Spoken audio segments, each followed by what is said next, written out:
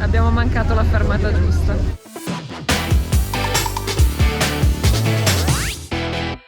Mi hanno appena derubata.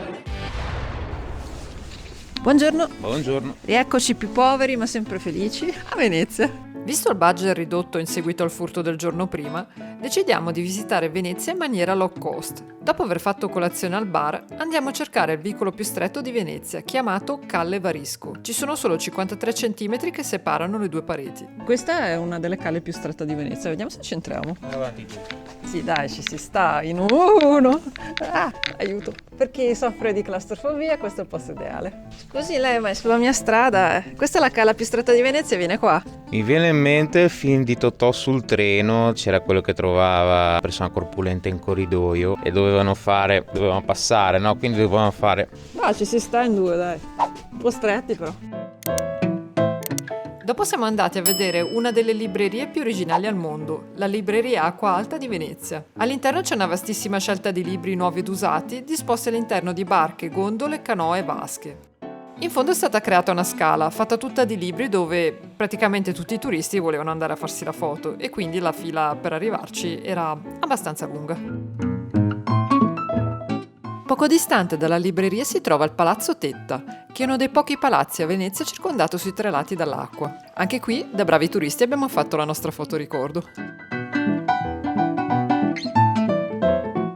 Ci troviamo davanti alla Scala Contarini. Ma non entreremo. No. Perché costa 10 euro a testa. Più o meno, mi pare 9 qualcosa. Per una scala a chiocciola. Diciamo che oggi siamo abbastanza stracchi e di fare scale non è che ci va tanto. Sì, usi ancora come E scusa. anche quella sia una scusa. Dopo ci siamo diretti verso il palazzo Fondacco dei Tedeschi. Si chiama così perché una volta veniva usato come magazzino per le merci che venivano trasportate appunto dai mercanti tedeschi. Oggi è diventato un centro commerciale con marchi di lusso. Dalla terrazza di questo palazzo si può ammirare la vista dall'alto sulla splendida città di Venezia.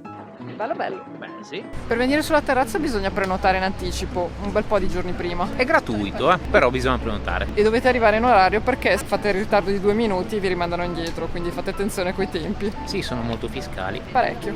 Cos'è la M? Scrivete nei commenti se sapete cos'è. Ma... Se fosse il tuo libro, la faccia del gatto sarebbe leggermente diversa. Sì, probabilmente sarebbe la faccia di un gatto infastidito con il mondo e, secondo come, avrebbe i colori di uno dei nostri. Un buon modo per risparmiare sul cibo a Venezia è quello di andare a mangiare cicchetti in un bacaro. Quindi anche oggi abbiamo continuato il nostro bacaro tour. Si può mangiare finalmente o la signora Martin Scortese ha finito con la regia? Martin che? Mangia, va. Mm. Ti sei mangiato quello più buono, già capito? Baccalà, Baccalà. baccalà, magnalà. E nel dubbio oggi Francia corta doppio. Non si sa mai. Tanto c'è il treno. Sì, Sì. ma bevo per dimenticare quel che è successo ieri. Già. Ci consoliamo con degli ottimi cicchetti. E con dell'ottimo vino. Prossima tappa? Osteria Stuero. Andiamo. Sarà in carrozza dopo 2 polpettine di carne e una di pesce. Una di pesce. E qualcosa al salmone magari, c'è quello al salmone. Uno salmone per la signora. Ok. Dato me li mangio io. Mi sa che abbiamo un tantinino esagerato. Giusto un po'. Va bene. Bene, adesso ci divoriamo tutto e poi passiamo alla prossima tappa. E 2. Non so se arriveremo a 3. Sì, ci arriviamo. Allora, lui si è fatto già 2 bicchieri e comincia già ad ondolare come una gondola. No, erano 2 bicchieri abbastanza carichi. Francia corta la doppio. E niente, adesso ci spostiamo a piedi, stiamo cercando di arrivare verso la stazione al terzo punto.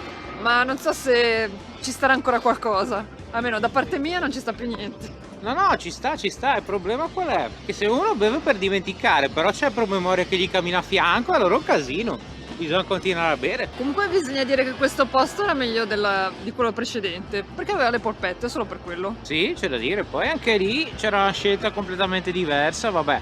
Di bicchieri. Sì, bicchieri c'erano. Andiamo avanti. Andiamo avanti, che è meglio. Ok, l'ultimo cicchettaro non c'è stato, quindi andiamo di gelato.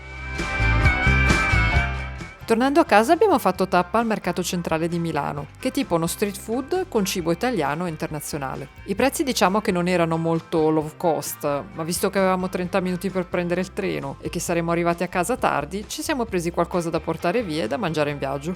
Come al solito ci è scappata la mano. Arancini, Un arancino, ravioli e bao. 2 bao, quindi bao bao. Miau miau. questo è un arancino o una sfera del drago? Non lo so, ma l'appetito da Saiyan c'è.